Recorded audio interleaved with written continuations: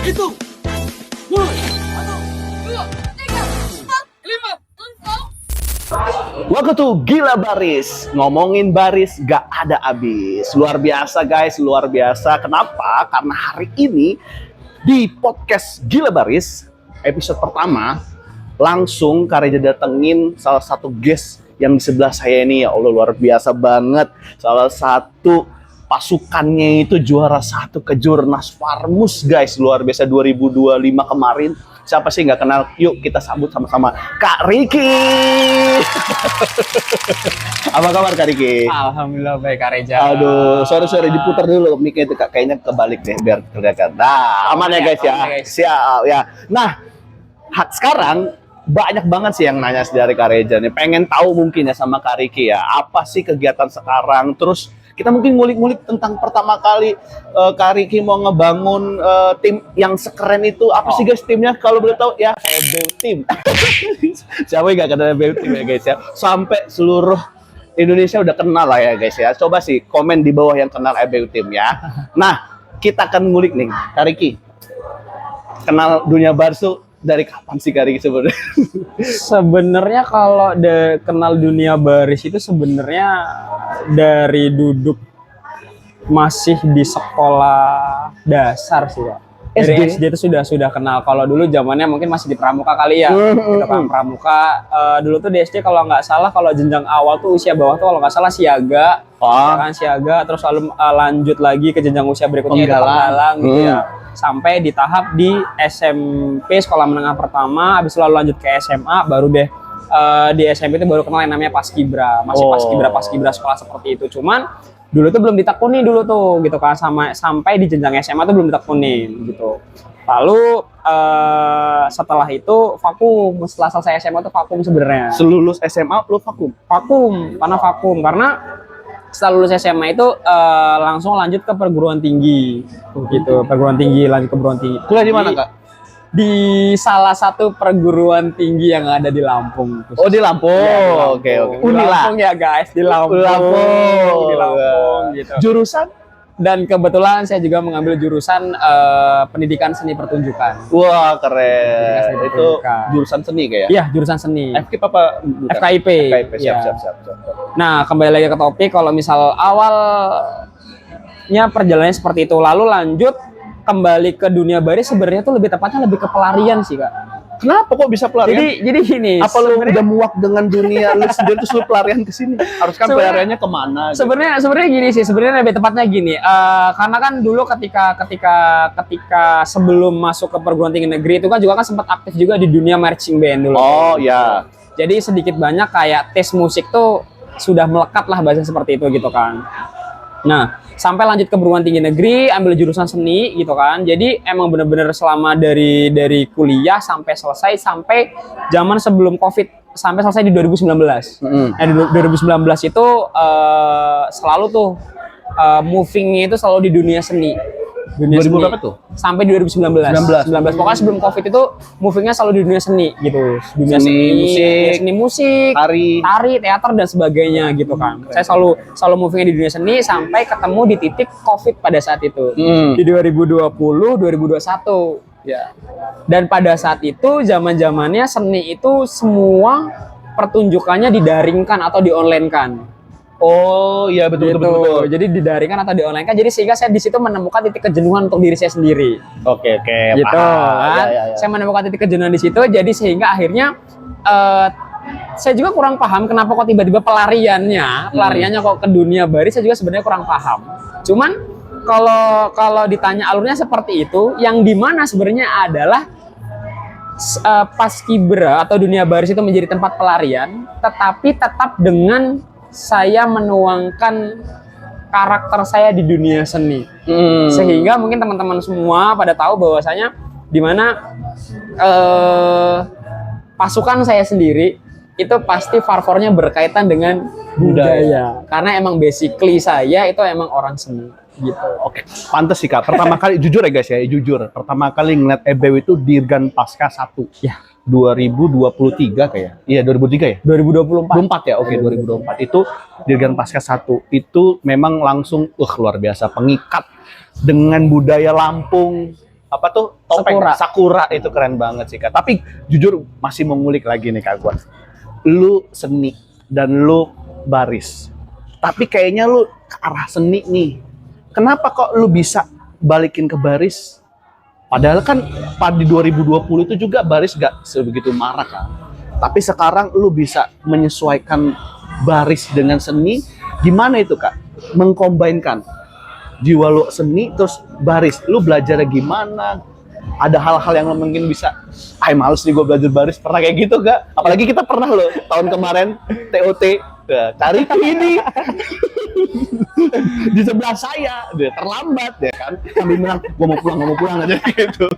Tuh lu bayangin coba ngegabungin tes dia budaya sama PBB. Karena kita tahu PBB itu pasti sangat-sangat membosankan. Nah itu gimana Kak Devi? Saya sebenarnya pijakannya hanya dengan satu dasar sih Kak. Pijakannya adalah sesuatu hal yang sifatnya dikembangkan atau dikreasikan. Oke. Karena pada dasarnya di seni juga tradisi itu pijakannya hanya satu. Yang dimaksud dengan satu adalah budaya yang berakar dari masyarakat setempat. Oke. Gitu. Kembali ke dunia baris. Saya bisa bilang pijakannya hanya satu, ya kan? Karena yang saya pahami di dunia baris adalah kalau misalnya kita berbicara terkait masalah aturan baris, itu menggunakan satu aturan, yaitu Perpang nomor 5758 tahun 2018. Betul. Saat ini yang digunakan gitu, Pak. Lalu hal apa yang menjadi dasar saya di baris dan di seni? Karena di situ saya menangkap satu hal, yaitu variasi. PBB yang divariasikan. Sehingga saya menangkapnya dengan begitu luas. Tahun 2020 itu? Tahun di 2022. 2022. Karena di 2020 2021 kan tuh vakum karena Covid-19 tuh. Makanya di 2022 saya coba survive apa sih yang kegiatan yang sifatnya tidak daring atau online. Baris. Dan Pertama kali belajar di mana? Perpang yang 5758. sebenarnya pada saat itu plot twist-nya gini Kak. Gimana tuh? Plot twist-nya gini nih. Ini jadi sebenarnya ini agak sedikit, kalau dibilang malu enggak, cuma lebih tepatnya kayak kalau bahasanya orang Jawa itu gini, kewanen kalau bahasa orang Jawa. Kewanen bahasanya. Karena dulu bener ketika pas di 2022 saya benar-benar belum paham apa itu terkait masa dunia perpang. Saya benar-benar belum tahu dunia perpang. Saya pertama kali turun pada saat itu karena berhubungan di manajemen EBO Team itu kita menggunakan kalimat atau kata namanya gen. Dan sampai saat ini kita sudah beranjak di gen 5. Gen 1, 2, 3, 4, 5. Dan di gen 1 itu dulu pertama kali launching itu ada di event Lampung Utara pada saat itu. Oke. Itu pada saat Lampung Utara itu kita benar-benar belum kenal perpang. Kita benar-benar belum kenal perpang dan alhamdulillah kita di situ masih dapat juara, tapi saya lupa itu juara apa pada saat itu di situ. Tapi Farfar kita tetap dapat juga. Nah, pada saat itu berlanjut di Gen 2 karena pada saat itu masanya sebentar karena kan zaman-zaman Covid kan tuh masih desus-desus Covid masih marak di 2022 itu. Nah, lanjut langsung Regen ke Gen 2 pada saat itu. Oke. Gen 2. Nah, pada saat itu kita modal nekat sebenarnya. Waduh, ngeri nih. Ini kita boleh spill nama eventnya ya? Boleh, nggak apa-apa. Pada saat itu Gen 2 itu saya launching kan, kalau di bahasa kita launching kan, itu menggunakan Farfar Cendrawasih pada saat itu, Papua. Oke, gua tahu. Ini rame Papua, di ya. YouTube, rame banget guys, sumpah. Searching aja. Ya, pada saat itu kita Farfar namanya Cendrawasih, itu dari budaya Papua gitu kan, dari Papua, dan pada saat itu kita langsung launchingkan di nasional. Event se-Indonesia, dan itu ada di Jawa Barat, Subang. Itu LBB Bratayuda 4. Itu bener-bener kalau misal kita flashback ke arah sana, sebenarnya saya bisa dikatakan saya egois.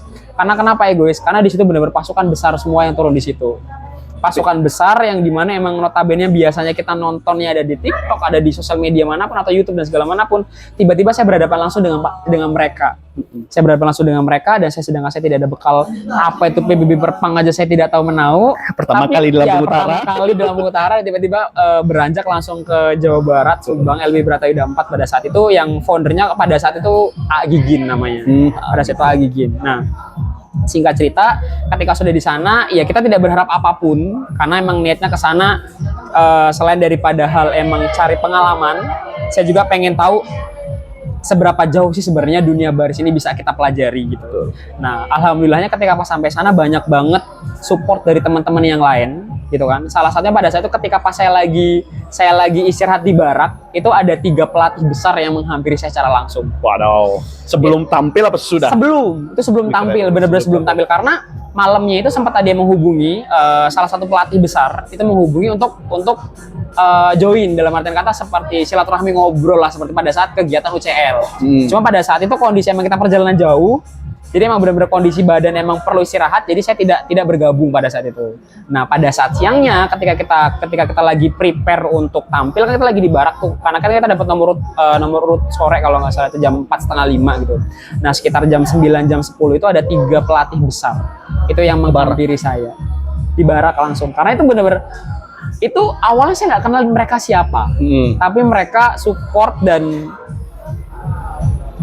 bisa dikatakan cukup mengapresiasi dan bangga melihat perjuangan saya sampai situ, karena Lampung cukup jauh pada saat itu, karena saya baru dari Subang ke Jawa. Dan kebetulan setelah saya tahu sekarang beliau adalah bisa dikatakan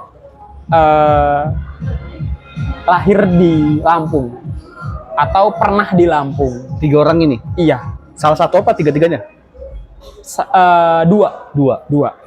Boleh sebut nih? Boleh sebut. Sempat tuh nonton. Sebenarnya mau ngucapin terima kasih juga sih pada saat itu. Yang pertama mungkin sama Ayah Fajrin pada saat itu. Ayah Fajrin pada saat itu menghampiri saya di barak. Pada saat itu Ayah Fajrin bawa mungkin nama pasukannya aja kali ya, Noni Drill Team pada saat itu, Yarsi kalau nggak Yarsi nama ininya.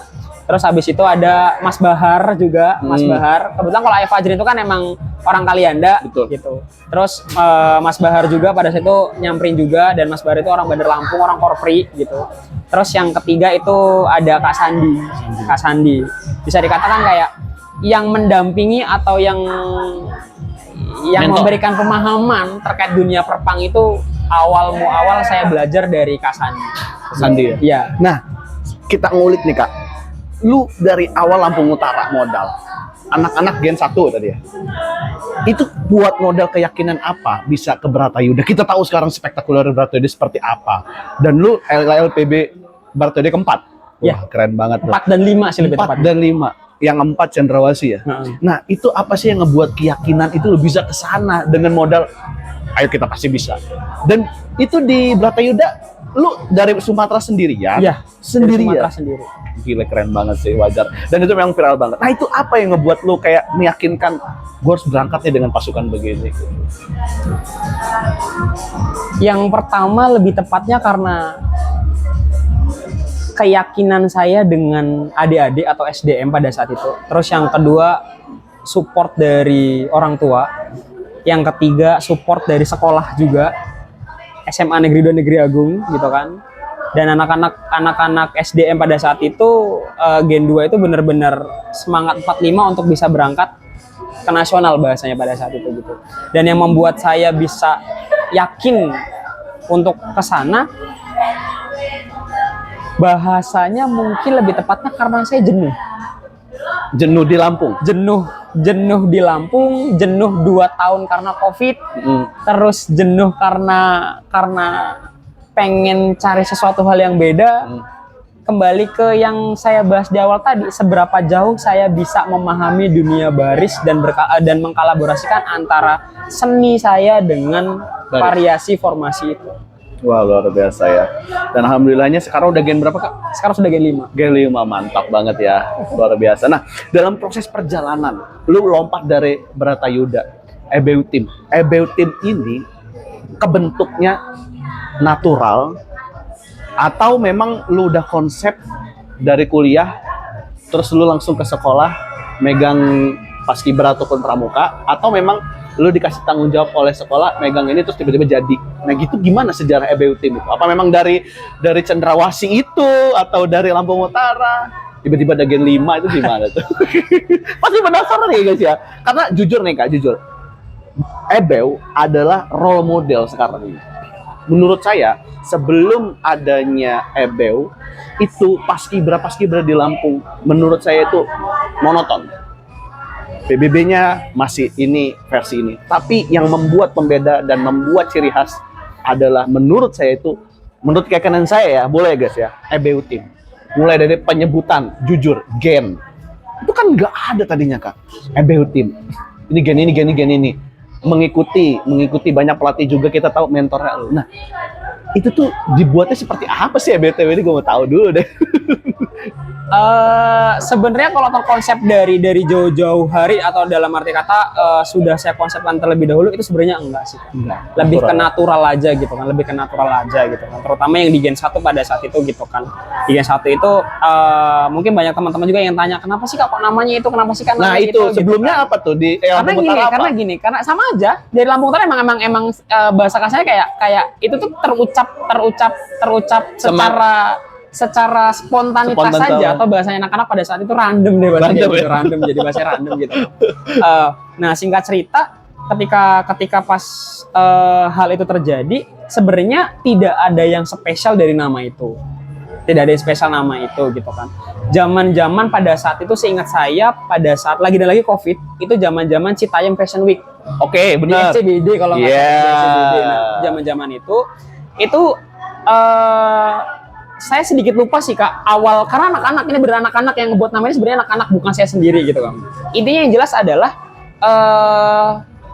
ada hal yang mendasar dari kata ini, ada yang mendasar dari kata ini, ya kan, dari kata ini. Nah, yang menciptakan kata ini itu bisa dikatakan salah satu masterpiece yang ada di Citayam Fashion Week. Saya lupa sih namanya siapa, Iya, betul. di Citayam Fashion Week itu. Saya Cewek lupa. nggak sih? Iya, cewek, itu cewek. Itu cewek. Nah, Lupa lagi satu. dia lebih tepatnya ketika pas di SCBD itu, di Citayam Fashion Week itu, dia itu nyentrik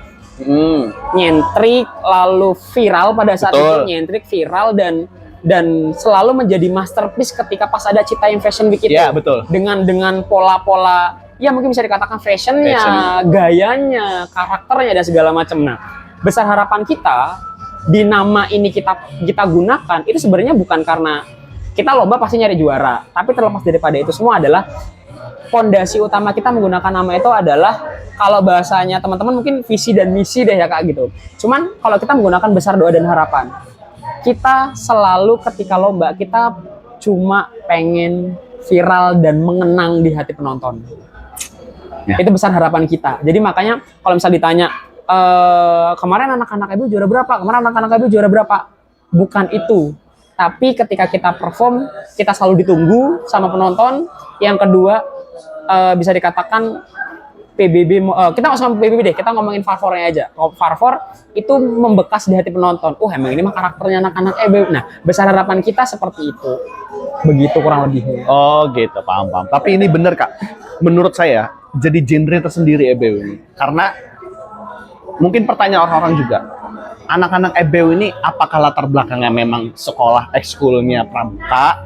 Masih banyak yang nanya kan, sekolah pramuka, dan pasti lo jawab apa aja boleh gitu kan. Nah, ini sebenarnya jadi genre sendiri, bahwa semua orang bisa PBB, semua orang bisa seni, betul kan? Iya. Gitu. Jadi nggak terbatas lo harus paskibra, bener kan? Iya. Nggak terbatas lo pramuka. Itulah yang terjadi di EBW. Jadi gini Kak Reza, dari awal juga manajemen kita itu dibentuk tidak ada dasar senioritas. Sama sekali tidak ada senioritas, makanya kenapa penyebutannya itu generasi. Karena sistem di tempat kita tuh sistemnya sistem kekeluargaan. Tidak ada sama sekali nama senioritas gitu. Sama sekali tidak ada. Bahkan untuk yang sebelumnya sorry itu saya Kak ya, saya tidak mengikut sertakan kegiatan atau satuan yang lain. Saya hanya membicarakan personal dari manajemen saya sendiri. Itu kita tidak ada senioritas, kita sistemnya kekeluargaan.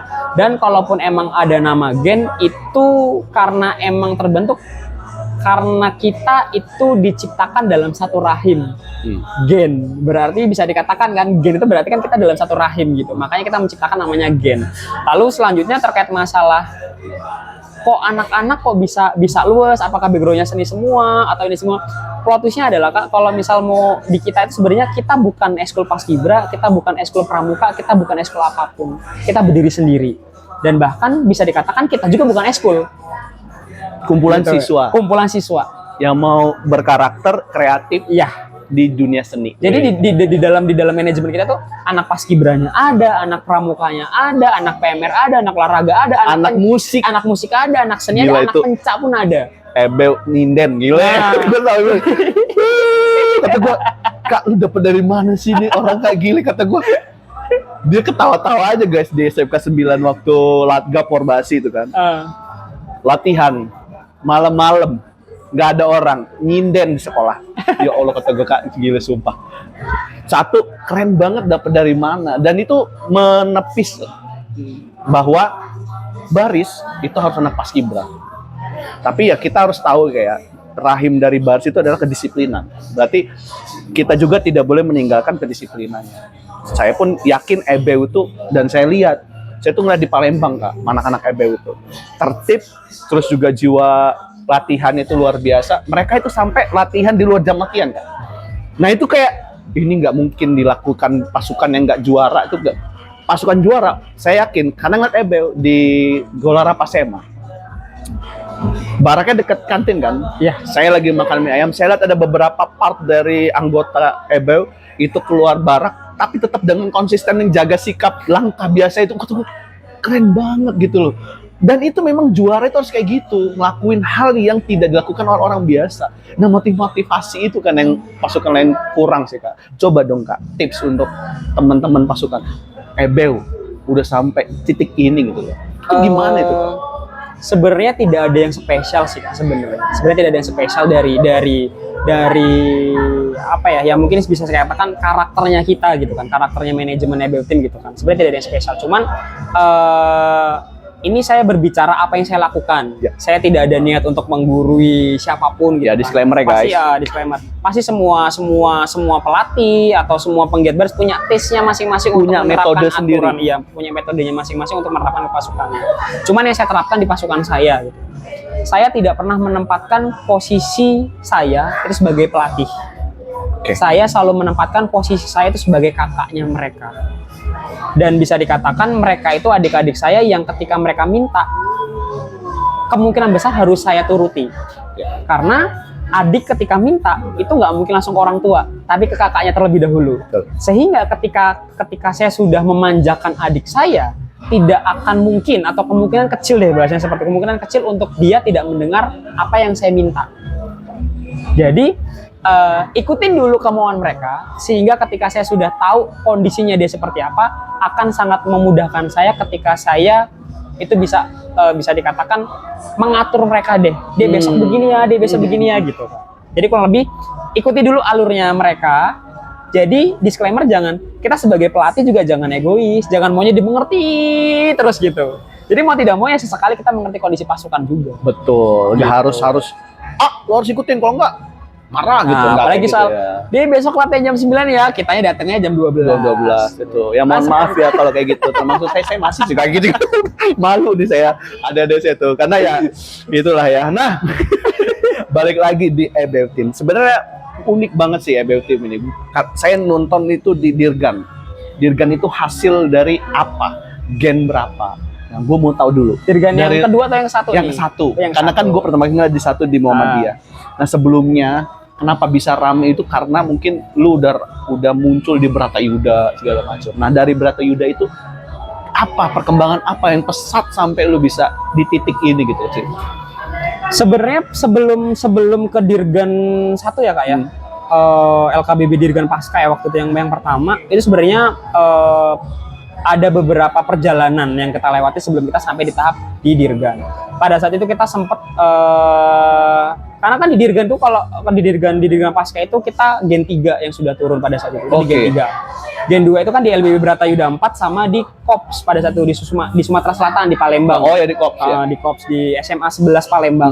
SMA 11 Palembang, dan kebetulan juga di sana kita mendapatkan posisi teratas pada saat itu di Kops itu. Nah, lalu setelah Kops itu pasukan Bratayuda, Kak? Iya, pasukan Bratayuda. Langsung ke Kops. Langsung ke Kops. Sorry. Itu tema Cendrawasih atau udah baru? Cendrawasih. Cendrawasih. Masih Cendrawasih. Nah, setelah dari Kops baru regenerasi last dari last eventnya di Kops. Nah, setelah di Kops itu regenerasi, maka dari Gen 2 ke Gen 3. Gen 3. Nah, sebelum ke Dirgan, Gen 3 itu langsung kita ganti konsep Farfor. Karena di aturan manajemen kita, di manajemen EBU Team itu, Kak, setiap gen itu Farfornya beda-beda. Setiap gen. Jadi gen 2, Gen 3, Gen 4 dan seterusnya nanti Farfornya akan beda-beda. Gen 1, Gen 2, Gen 3 dan seterusnya Farfornya akan beda-beda. Sekalipun memang punya konsep yang sama, pasti cara bermainnya itu beda. Beda. Gitu. Karena emang itu sudah menjadi dasarnya kita gitu kan. Nah, ketika pas setelah regen dari Gen 2 ke Gen 3 itu kita membawakan konsep Lampung pada saat itu. Oke, Lampung. Keren banget ya. Nah, konsep Lampung karena sebenarnya dari Papua kan kita ke Lampung. Karena sebenarnya pada saat itu dapat challenge sih dari salah satu pelatih Yang dari Bratayuda. Iya. Kan udah nih dari Pasti Kak Sandi, Papua kan? nih. Bisa dikatakan Kak Sandi terus Kang Bahar. Kang Bahar tuh. Kang Bahar dia selalu memberikan challenge. Sudah nih coba dong sekali-kali coba dong setelah Papua bukan sekali. Maksudnya coba dong setelah Papua coba dong bawa Lampung gitu ke daerah sendiri gitu. Oke, kita jabanin pada saat itu. Nah, ketika udah selesai situ kita berangkat, kita langsung berbicara event nasional aja langsung ya Kak ya. Gak apa-apa. Nah, pada saat itu Sakura kita terbitkan atau kita launchingkan di Semarang, Jawa Tengah pada saat itu. Event apa tuh Kak? Garuda Paksi di Garuda SMA. Paksi? Iya, Garuda Paksi di Semarang, itu di SMA 4 Semarang, SMA Negeri 4 Semarang. Kita launchingkan di sana, kita lomba di sana, dan kebetulan kita masih mendapat posisi ya, juga. Gen 3 langsung ke Semarang. Ya, kita mendapatkan posisi juga. Nah, setelah di Garuda Paksi di SMA 4 Semarang itu, event itu selesai jam 9 malam. Jam 9 malam. Lalu kita lanjut di hari yang sama, itu kita di LBB Bratayuda 5 di Subang, di foundernya A. Gigin pada saat itu. Kita labas ke Subang, itu sampai Subang itu sekitar jam subuh kurang lebih kalau nggak salah subuh, dan itu kondisinya hujan. Bu, itu satu event yang berbarengan? Iya, satu event berbarengan dengan pasukan yang sama, danton yang sama, dengan dua aba-aba yang benar-benar beda. Performanya gimana? Nah, dan plot twist-nya adalah ketika pas kita sampai di Subang di LBB Bratayuda 5 itu kita kondisi hujan, sorry sendawa. Aman-aman. Kondisi sampai di LBB Bratayuda 5 itu kondisi hujan, jadi tidak memungkinkan kita untuk UCL. Sampai sana nggak bisa UCL. Karena hujan deras banget. Hujannya lebat banget, memungkinkan kita tidak bisa UCL, dan kondisi pasukan emang bener-bener butuh istirahat. Karena dari Semarang ke Jawa Barat, Jawa Tengah ke Jawa Barat, Oh, itu jauh bener-bener banget. Ngetol nggak? Apa nggak? kurang paham. Karena ketika pas masuk bus nggak lama kita langsung tidur dalam bus. Tahu sudah nyampe Jabar, udah nyampe Subang. Oh, gila. Jadi bener-bener nggak ada UCL, jadi main testnya bener-bener main. Dan pada saat itu kita ketemu sama pasukan-pasukan besar pada saat itu yang bisa dikatakan jawaranya Subang. Deh, gitu kan, jawaranya Subang. Dan alhamdulillah pada saat itu di Farfor kita masih tembus di top 3 pada saat itu. Itu gimana ngatur anak-anak performa gitu Kak? Maksudnya ada yang tumbang kah? Ataupun memang masih tetap fit? Gak bisa UCL itu kan sepanik apa sih? Sebenarnya kalau nggak bisa UCL itu sebenarnya bukan karena sakit sih Kak. Karena bener-bener hujan lebat, saya tidak mau memaksakan. Itu lu gimana menghadapi itu tuh kayak apa udahlah kita lewat-lewat aja ya guys. Kalau soal ini kita berbicara di belakang ya guys. Oke, karena dapurnya manajemen. Berarti ada tesnya sendiri ya. Oke. Tapi keren banget sih itu jadi motivasi. Dan abis dari Subang apa hasilnya? Dan dari Subang alhamdulillah itu saya lupa sih Kak, itu PBB keberapa saya lupa ya, karena itu udah lama banget sih ya. Yang jelas karena kita berbicara Farfor pada saat itu kita masih masuk ke utama 3 Farfor. Dari Jawa ke Subang. Ya, itu Jawa Subang. Utama 3 kita Farfor. Sakura yang menggunakan topeng ya guys. Gila. Itu konsep Farfornya yang udah gue lihat sekarang apa memang masih awal? Awal. Gila. Karena Farfor Sakura itu ini jujur nih ya. Nggak ini apa-apa. jujur hanya di podcast ini aja nih guys. Farfor Sakura itu bisa dikatakan sebuah cerita yang dimana itu ceritanya bersambung. What? Maksudnya berpart-part gitu? Sebenarnya bukan berpart-part, tapi selalu memberikan kejutan tersendiri dari beberapa sudut pandang. Contoh, ketika waktu di Gapaksi dengan Bratayuda, pola mainnya hanya menggunakan lonceng dan dupa. Oke. Lalu ketika main di Dirgan Pasca 1, itu kita menggunakan kain yang Sigren ditutupi kain, lalu menggunakan asap putih. Yeah, betul. Oh, itu di situ. Dia hanya di Dirgan. Di Subang sama di Gapak juga? Tidak ada. Buset, keren. Lalu lanjut di event pada saat itu kalau nggak salah setelah Dirgan, Acalapati pada saat itu kita sempat kena challenge juga, bahwasanya di Acalapati itu tidak boleh menggunakan asap. Oh gitu? Ya, tidak boleh menggunakan asap. Jadi selain daripada kita emang kita mau merevisi Farfor ini, kita juga di challenge pada saat itu di event Acalapati, sehingga di Acalapati itu asap putih kita hilangkan. kita ganti menggunakan karpet merah yang bertabur bunga sama menggunakan payung pada saat itu. Iya ya, di Dirgan nggak pakai karpet. Di Dirgan tidak menggunakan karpet dan tidak menggunakan payung. Iya bener. Di Acalapati itu menggunakan karpet dan menggunakan payung. Setelah dari Acalapati, kita lanjut ke event Gelora Pasema. Gelora. Di Gelora Pasema itu tidak ada, tidak ada. Semua komponen ada, tapi kita tambah menggunakan pada saat itu bubuk putih di bagian variasi. Oh iya, Di bagian variasi. Oh iya.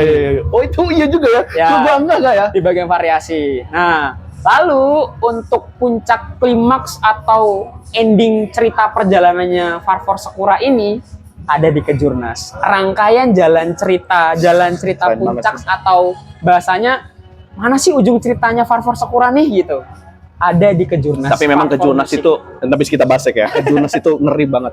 Penutup Sakura yang gong abis itu. Dan itu memang pencapaian EB menurut itu tuh luar biasa sih Sakura itu kan.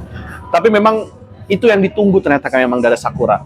Setiap event ada baru setiap event. Tapi menurut gue memang rasa tes lu gitu deh. Gue yakin Wadian Dadas itu pasti ada hal-hal baru, gue yakin. Gue lihat nih di part-part Dirgan 2 dan apalagi Wadian Dadas. Oke, Gelora Persema pertama kali. Ya. Gue lihat gak ada di Gelora Pasema, muncul di Dirgan, loh di Acalapati, di Serius Star. Loh kata gue, memang Karikinya pengen buat yang kayak orang penasaran gitu, keren banget sih emang Kariki, luar biasa lah. Nah, balik lagi ke Ebel, Sakura selesai. Nah tapi kan sebelum masuk ke Jurnas, lu ngebangun Wadian Dadas dulu kan, jadi berarti kan branding Sakuranya ketutup. Apakah ada kendala itu kak? Karena gini, jujur kita ngomongin dua gen yang berjalan berbarengan, ya kan? Karena lu pernah bilang sama gue, jujur itu nggak bisa kak, gen 1, gen 2 berjalan bareng-bareng, pasti ketutup gen 2-nya, dan itu bener. Nah itu lu gimana mengatasinya kak? Karena mungkin sedari awal saya membentuk tim ini atas dasar kekeluargaan ya, atas dasar kekeluargaan, tidak ada senioritas, jadi sifatnya saling membantu, saling menampung, saling gotong royong, bahasa seperti itu. Sehingga mereka bisa berjalan berdampingan bahkan di luar dari ekspektasi saya sendiri. Oh gitu. Mereka bergerak sendiri. Ya, contoh nih, ini contoh. Pada saat kita mau berangkat ke Jurnas, itu salah satu properti kita, Kendi, itu ketinggalan di Waikanan. Serius? Iya, pada saat mau ke Jurnas. Kendi yang dibawa Kirana itu? Kendi yang mana nih? Untuk di Farmus. Oh Farmus. Iya, untuk di Farmus yang Farmus pada saat kita mau ke Jurnas itu kan ada dua orang yang menaburkan bunga pakai kendi. Itu sebenarnya itu ketinggalan nggak, ketika pas kita berangkat itu masih ketinggalan di Waikanan. Gile. Dan yang mengusahakan dan mengupayakan untuk mereka itu datang, salah satu peran pentingnya dari orang tua dan pasukan juga. Oke, terima kasih ibu-ibu, bapak-bapak dari keluarga Ebel yang udah ngebantu. Kalau nggak ada Kendi itu bingung, pakai ember. Kleber gini. Terima kasih loh. Duh, luar biasa. Jadi kurang lebihnya seperti itu. Jadi ngebangun pasukan, ngebangun manajemen itu bukan hanya tentang pasukannya aja kayak, tapi menyeluruh kayak. Ya. Nah itu belum. Dan yang buat saya sampai sekarang itu kaget adalah selain daripada anak-anak, peran penting orang tua di situ sangat mendukung sekali, Kak. Sangat mendukung sekali. Bahkan, ya sejujur saya bukan sempat sih, kalau kita berbicara atau bercerita tentang hal ini, saya jujur sangat terharu. Saya ini sedikit cerita nggak apa-apa ya, Kak? Boleh, nggak apa-apa Kak. Jadi pada saat itu ketika anak-anak Gen 3 mau berangkat lomba event di Jawa Tengah, pada saat itu di Jawa Tengah, itu ada salah satu orang tua atau wali murid itu kan, salah satu orang tua itu bener-bener datang ke saya, meluk saya, ini ibunya gitu kan, datang ke saya, ini pas bener-bener kondisi mau berangkat. Jurnas. Bukan, ke event Jawa Tengah, yang di Garuda Paksi sama Semarang. Jadi ibunya anak tersebut itu datang ke saya, meluk saya, dia bilang hati-hati di jalanan, bla bla bla dan segala macamnya. Yang jelas sudah menganggap saya mungkin seperti anaknya sendiri gitu. Dan yang lebih buat saya terharu banget adalah pada saat itu saya diberi uang saku pada orang tua tersebut. Oh, Gitu saya berikan dengan bahasa beliau adalah, "Nak, ini diterima, ini dari ibu. Nggak banyak, tapi mungkin cukup untuk melepas dahaga di perjalanan." Dan pada saat itu saya sempat terharunya, saya sudah bekerja gitu kan, saya sudah bekerja dan saya sudah punya penghasilan sendiri, dan saya diperlakukan seperti anaknya sendiri gitu. Dan saya benar-benar terharu di situ, dan tidak lepas dari uang saku aja yang diberikan kepada ibu ini, tapi dia juga memberikan bekal yang dititipkan ke anaknya. Jadi ibu si A ini memberikan bekal, nitipkan bekal saya ke anaknya. Lalu ketika pas kita di perjalanan, kita rest area, anaknya itu bilang, "Kak, ini ada bekal dari ibu." Dan saya di situ benar-benar tersentuh sekali gitu. Jadi saya bisa berbicara kayak bahwasanya rumah itu tidak berbentuk bangunan, dan saya bisa dibilang saya banyak belajar dari manajemen ini, Kak. Saya banyak banget belajar bahwasanya terutama di Gen 3, arti dari rasa tulus, arti dari rasa perjuangan, arti dari rasa ikhlas, dan arti dari rasa sabar. Dan benar bahwasannya sesuatu hal itu, kasih sayang itu terkadang melebihi dari saudara kandung sendiri. Setuju banget itu. Dan yang terakhir adalah kalimat yang menurut saya, bukan terakhir sih, kalimat yang menurut saya terlalu deep banget di hati saya. Darah itu kental, tapi akan mencair dengan kasih sayang. Itu yang saya dapetin di Gen 3. Lu ngerasain tes itu ya? Saya ngerasain tes itu di Gen 3. Ketulusan mereka, kasih sayang mereka, effort mereka. Bahkan ketika saya dihadapkan oleh sebuah persimpangan yang menurut saya nggak ketemu jalan keluarnya, ada salah satu anak Gen 3. Pada saat itu kita lagi bingung, lagi down, karena ya kita sama-sama tahu kalau mau berangkat ke event itu pasti kita soal biaya. Anak sekolah berbicara seperti ini. Anak sekolah, anak belum berpenghasilan, dan bisa dikatakan uang aja cukup hanya untuk jajan. Saya nggak berbicara, saya nggak ngomong, tapi dia berbicara seperti ini. "Kak, kalau pusing soal uang, aku ada kok tabungan buat kakak aja." Gile. Dan menurut saya itu nominal yang cukup besar untuk anak sekolah. Enggak sih ke lu? Iya. Itu kalau nggak dibangun atas dasar kekeluargaan dan kepercayaan yang sama kaki, nggak akan terjadi kayak gitu. Luar biasa sih ini. Sampai luar biasanya Gen 3 di Kejurnas. Tolong ceritain, Kak. Gimana bisa sespektakuler itu lu menjalaninya, yang Gen 2 dan Gen 3 berjalan berbarengan, sehingganya Gen 3 lu ini yang berangkat Gen 3 ya? Ya. Gen 3 Uyarden Dadas ini, itu ada rintangan yang lu alami nggak selama Kejurnas? Sebenarnya berangkat itu selain kendi ya, Kak? Selain kendi sebenarnya banyak sih, Kak. Banyak ya? Banyak. Sebenarnya berangkat Gen 3 dan Gen 4 itu sebenarnya. Kolaborasi ya? Kolaborasi. Kalau misal ditanya perjalanan ya, ini lagi dan lagi sih, peran serta sebenarnya semuanya penting, tapi peran serta yang sangat mendalam yang bisa memahami kondisi saya. Lagi dan lagi saya berbicara ini Gen 3. Gen 3. Pada saat itu ya dengan orang yang sama, anak Gen 3. Pada saat kita kan kita berangkat dari Wekanan, tapi kita transit di SMA 5 Bandar Lampung terlebih dahulu. Titik kumpulnya kita di sana. Gitu. Dan pada saat di sana, salah satu anak Gen 3 ini berbicara kepada saya seperti ini. "Kak, mungkin kalau bukan karena kakak, mungkin kita nggak bisa berangkat ke Jurnas." Dan pada saat itu di malam yang sama, anak tersebut itu di hari jadi atau dari ulang tahunnya, dan sebelum itu dia berbicara seperti ini. "Kak, rintangannya banyak banget ya untuk berangkat ke Jurnas. Sampai saat ini saya masih berpikir ini ujian dari Allah untuk kita supaya gagal berangkat, atau ujian dari Allah untuk menguatkan kita supaya kita tetap berangkat."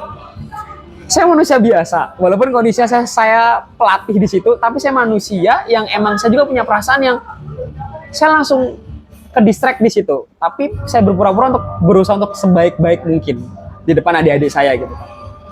Nah, terlepas dari argumen itu, malam setelah saya dan teman-teman yang lain, pasukan yang lain itu memberikan ya bisa dikatakan memberikan kejutan kecil deh. Kejutan kecil.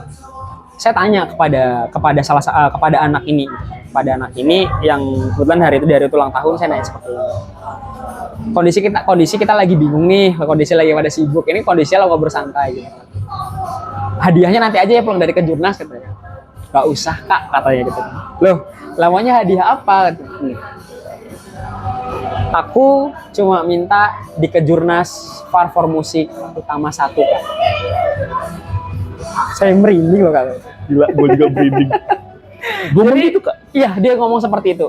Jadi ketika pas teman-temannya kan memberikan kejutan kepada mereka, ya bisa dikatakan cake kecil lah Kak gitu kan, cake kecil dan segala macem. Dan teman-temannya bilang, tolong dong make wish dulu gitu kan. Mungkin penyebutan saya salah ya guys, mohon maaf. Pokoknya besar doa harapannya Ya, gitu. agak pletot loh, Ya. lidah W kanan. Nah setelah itu saya tanya, itu tadi yang disampaikan Kak, saya nggak minta apa-apa, saya cuma minta untuk di Far For Music di Kejurnas ini saya minta utama 1. Itu sudah menjadi hadiah terbesar Kakak buat saya.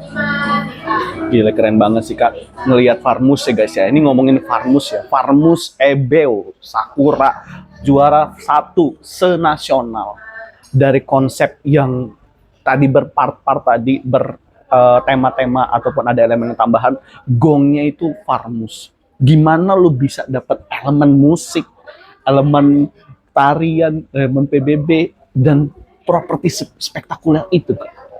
Itu tuh gimana itu Kak? Mungkin ini teman-teman juga masih, gue aja sampai tadi kan di balik layar kita udah ngobrol sebenarnya guys, udah ngomong masalah ini. Cuma mungkin bisa dikulik sedikit dan keluh kesah untuk membuat gerakan. Itu seperti apa? Menyamakan gerakan sama musik itu kan gila susah bener guys. Gitu. Sebenarnya tidak ada trik atau cara tersendiri sih Kak. Sebenarnya nggak ada, atau ada cara khusus atau segala macam, nggak ada. Bener-bener nggak ada. Semua natural itu aja. Iya, semua itu mengalir natural. Ya kayak air ngalir gitu aja. Karena bisa dikatakan kayak saya tipe orang yang pelupa Kak. Dan saya tipe orang yang bukan yang punya tabungan gerakan. Jadi saya memberikan koreografi gerak itu ketika ketemu sama anak-anak, ketika ketemu sama adik-adik. Dan ketika saya sudah memberikan, saya lupa gerakan sudah saya kasih. Adik-adik langsung record tapi? Iya. Jadi saya tuh kayak misal mungkin ada beberapa deh ya teman-teman pelatih yang lain gitu kan. Bahwasanya cari gerakan nih di rumah atau malamnya sebelum besok ketemu sama adik-adik. Nah, malamnya kita cari terus besoknya baru tuangkan. Saya bukannya seperti itu. Saya mencari gerakan, saya dapat gerakan itu ketika ketemu sama mereka. Jadi langsung ketemu sama mereka. Dan makanya saya bisa berbicara kayak adik-adik saya tuh, saya nggak wajar dong kalau pelatih membanggakan adik-adiknya gitu. wah, wajar gitu kan. Cuman kayak di kita berbicara soal yang event Kejurnas kemarin, kayak di Gen 3 kombinasi dengan kolaborasi dengan Gen 4 itu, mereka tuh menurut saya tuh komponen yang menurut saya emang benar-benar menjadi pondasi support saya gitu. Karena ketika saya memberikan gerakan seperti apapun, mereka selalu nangkep. Bahkan saya kadang suka kesulitan sendiri ketika saya memberikan gerakan yang menurut saya itu cukup sulit, tapi nggak pakai waktu lama, mereka sudah bisa langsung nangkep. Jadi saya perlu monolog dengan diri saya sendiri. Lah saya aja belum dapat gerakan baru, mereka sudah hafal. Plotisnya gini Kak, persiapan di Farmus Kejurnas itu nggak ada 1 minggu. Nggak ada 1 minggu? Gile. Kenapa nggak ada persiapan, nggak ada 1 minggu? Karena pada saat itu kebentur sama ujian. Oh ya. Karena kan di Desember itu kan, persiapan di Desember karena kalau nggak salah itu persiapan ujian TKA, simulasi aksi jihan dan segala macam. Jadi bener-bener kejar tayang atau kejar waktu. Far For Music itu kita ngebuat tidak ada, anggap kasarnya 1 minggu. Plus sama pembuatan aransemen musik, karena kita musik buat sendiri. Iya, itu memang nggak ada guys. Lu mau cari musik di mana, itu memang hasil karya nih. Ngobrol ya, musiknya dari mana Kak? Karena memang tadi di awal bilang tarik ini adalah seni digabungin sama tari sama PBB. Gua denger tuh langsung kayak mantap banget. Tapi memang feel-nya di sana gimana Kak? Gua kan belum nyampe nih ya ke Kejurnas, mudah-mudahan tahun ini amin ya. Nah itu feel-nya apa sih yang bisa kita dapetin dan kita tangkap nih untuk teman-teman pembaris Di Kejurnas ya? Kejurnas gitu loh, luar biasa itu. Saya berbicara untuk kondisi di Kejurnasnya. Sebenarnya yang buat saya agak wow, bukan agak sih ya, emang event itu wow banget ya kayak event itu emang wow banget gitu kan, karena bisa masuk menjadi finalis Kejurnas atau final tour itu kan tidak sembarang satuan bisa langsung mendaftar, Yes. tapi harus memenuhi beberapa syarat yang ditentukan oleh Forbasi itu sendiri gitu. Jadi menurut saya kalau kita cinta akan dunia baris, kita gemar akan sebuah challenge atau tantangan, menurut saya Kejurnas atau final tour itu bisa menjadi ajang yang harus kita temuin sih. Karena emang bener-bener pasukan-pasukan edan di situ mah. Jawara-jawara edan di Kaget situ gak sih lu kalau bisa Vermus 1? Jujur kaget. Kaget ya? Kaget banget. Lu ngeliat pasukan-pasukan lain itu gimana Kak? Yang menurut lu ke-trigger gitu. Aduh gila ini pasukan ini gila. Yang banyak teman-teman nggak tahu mungkin ya, nggak cuma di Farmos saja ataupun nggak di Kejurnas saja. Sebenarnya banyak beberapa event yang lain kalau ketika adik-adik saya tampil atau ketika adik-adik saya sebelum tampil, saya tidak akan pernah lihat pasukan yang lain. Dan Gitu. ketika adik-adik saya tampil pun, persentasenya saya lebih banyak nggak nonton. Oh jadi lu di balik layar aja Ya. ya? Pantesan ya guys, Dirgan Pasca minta request paling ujung kelasnya katanya. Gue bilang sama dia, Kak SMK 9 ini semua ngadep lapangan. Yaudahlah Kak yang penting paling ujung kata dia. Yaudah gue kasih paling ujung. Walaupun emang dia nggak nonton juga tapi. Pokoknya emang treatment sendiri kayak. intinya ketika Kejurnas kemarin tuh saya berusaha untuk meyakinkan diri saya sih Kak. Saya meyakinkan diri saya dan saya meyakinkan adik-adik bahwasanya ya kembali lagi rezeki sudah ada yang ngatur. Tapi kita usaha bagaimana kita mengusahakan rezeki itu gitu kan. Kita mengusahakan rezeki itu. Kalau ditanya kaget nggak utama satu, ya jujur kaget. Kaget banget. Gue aja yang di rumah aja kaget Kak.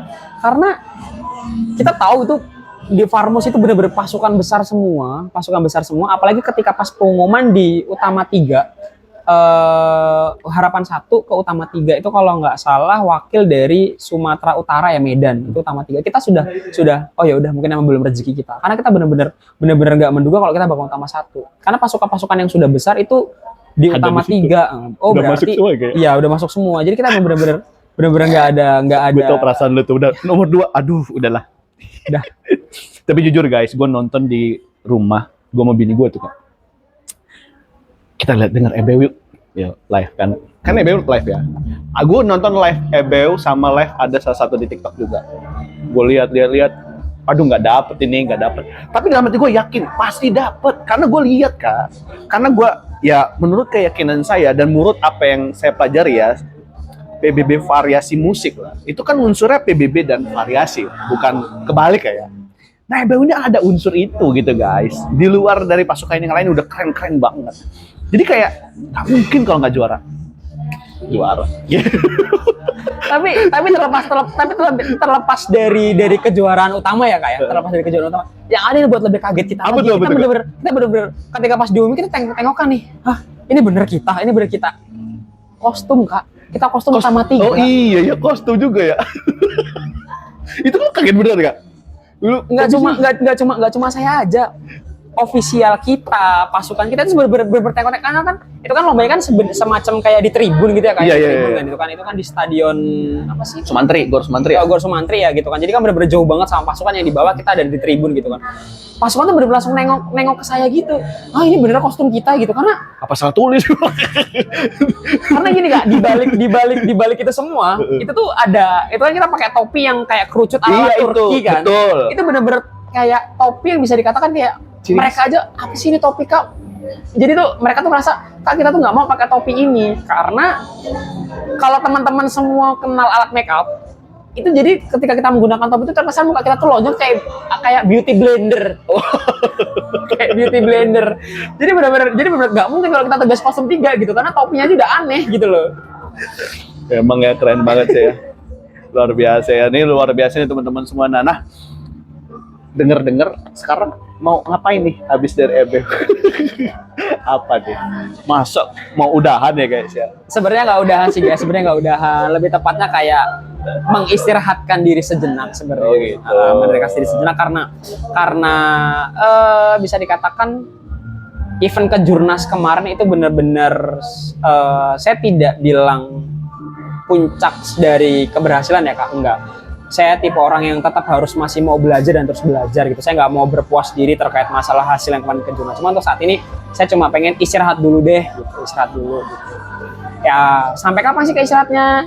Ya sampai saya ngerasa udah energi saya sudah pulih gitu. Energi saya sudah pulih gitu. Tapi tetap masih berkecimpung dengan teman-teman baris yang lain kok gitu kan. Dan bahkan kemarin setelah kejurnas sempat ditantang sama salah satu pelatih.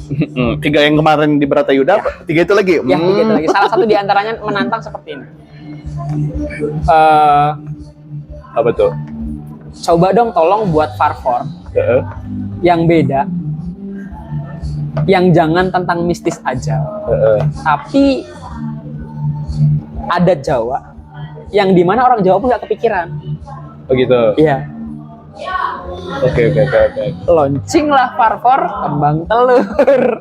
Oh iya. itu Yang keren sampai banget. sekarang Farfor kembang telur itu belum dipublikasi ya guys. Disclaimer belum dipublikasi. Tapi ada beberapa kalau ikut event sama Kariki, lihat lah ya, semeriah itu. Dan tadi juga ngobrol ya, dia juga minta feedback sama saya. Saya bilang, Kak itu udah keren banget, udah karakter ciri khas yang luar biasa. Dengan berinteraksi penonton, dan ada gong di bagian tabu rebana, pesannya masuk, karakter dari Farfornya masuk. Cuman guys, dia mau nambahin musik loh. Parmus.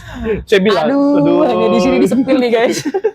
Iya sepil dikit gak apa-apa lah ya. Nah saya bilang, udahlah Kak, jangan hati-hati. Namanya ini kan sensitif ya kayak agama. Jadi kalau bisa diriset lebih mendalam. Itu sih guys. Kita nungguin nih.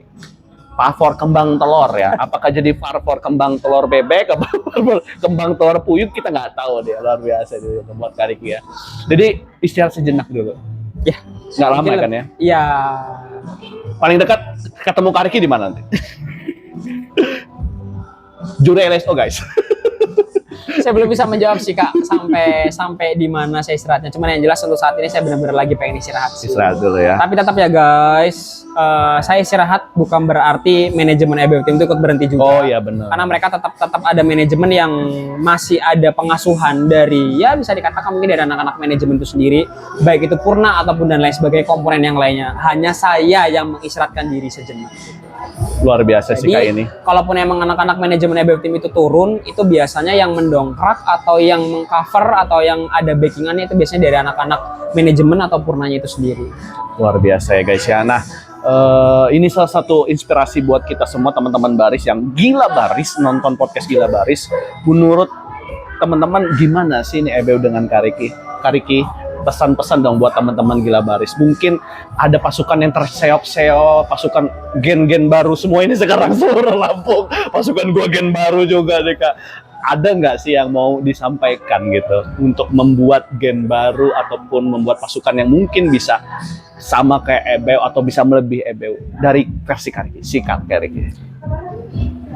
Versi atau pesan saya buat teman-teman semua, terutama buat teman-teman pelatih. Yang pertama, jangan pernah berdiri di tempat yang kita dianggap tabu. Itu yang pertama. Lalu yang kedua, ketika kita dihadapkan oleh sebuah pilihan, pilihlah dengan kondisi yang tidak emosi dan tidak sedang bahagia. Ketiga, ketika kita sudah menemukan di antara 1 dan 2 tadi, tolong kerjakan menggunakan hati yang tulus. Itu. Oh luar biasa, tepuk tangan buat Kariki ya, luar biasa. Jadi semua itu harus dilakukan dengan hati yang tulus kayak. Karena kalau misalkan ada sesuatu hal yang masih berat hati, nggak akan bisa jadi gitu. Apalagi punya niat yang sifatnya hal ke arah negatif ya Kak, itu pasukan atau tim atau satuan itu akan sulit untuk bisa mencapai di titik puncaknya, itu akan sangat sulit gitu. Karena bisa dikatakan ada kepentingan pribadi di dalam. Luar biasa, benar itu guys. Catat itu guys ya. Terima kasih Kak Riki udah mampir di Gila Baris. Semoga nanti ini bisa inspirasi buat kita semua. Guys, terima kasih juga yang udah nonton. Nantikan lagi episode selanjutnya Gila Baris. Kalau misalkan episode ini keren banget, komen di bawah. Undang lagi Kak Riki, kita ulik lagi lebih banyak lagi. Banyak banget yang mau gue ulik sama Kak Riki ya. Karena kita belum berbicara terkait masalah perjalanan untuk ke Jurnas dan properti untuk ke Jurnas. Nah, itu dia guys. Karena waktu dan tempat kita masih terbatas. Next mungkin kita akan part selanjutnya kayak. Nanti kita bahas lagi lebih mendalam. Komen aja ataupun bisa langsung share the video ini. Kalau gitu, thank you Kak Riki. Sampai jumpa di Gila Baris. Ngomongin baris gak ada habis. Thank you Kak.